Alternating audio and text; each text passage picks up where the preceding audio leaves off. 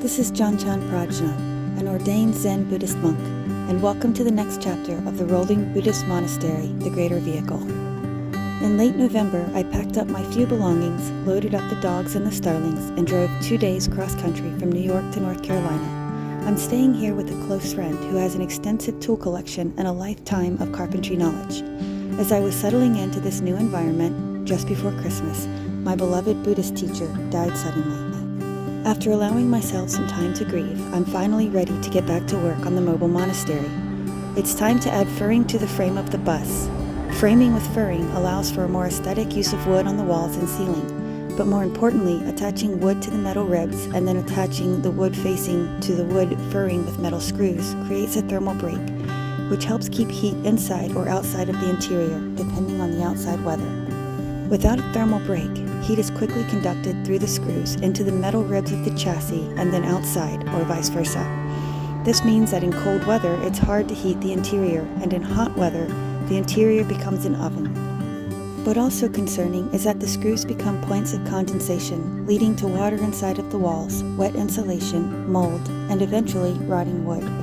My friend Jem and I attached 2x2 and cut 2x3 lumber to the side walls of the schoolie. Although many people use 2x2 furring strips everywhere, we decided to cut down larger sized lumber in places so the outer walls, which are bowed out, would be vertical inside. This will make it easier later to cut the interior parts flush, things like the cabinets and the bed frame. Every part of this furring was cut to fit as tightly as possible to provide additional structural support to the frame.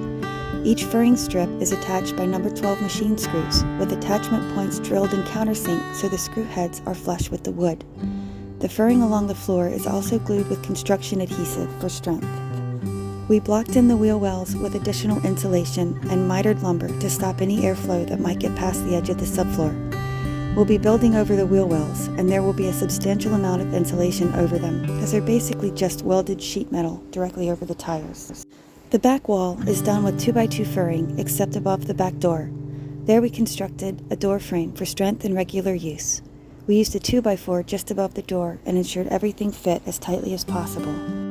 The next task ahead is the ceiling. Since I would like to use pine boards lengthwise down the ceiling, we have to address the tight curve at the edge of the roof. It's not going to be possible for us to bend pine board around that curve, so we're working on how to mitigate that issue.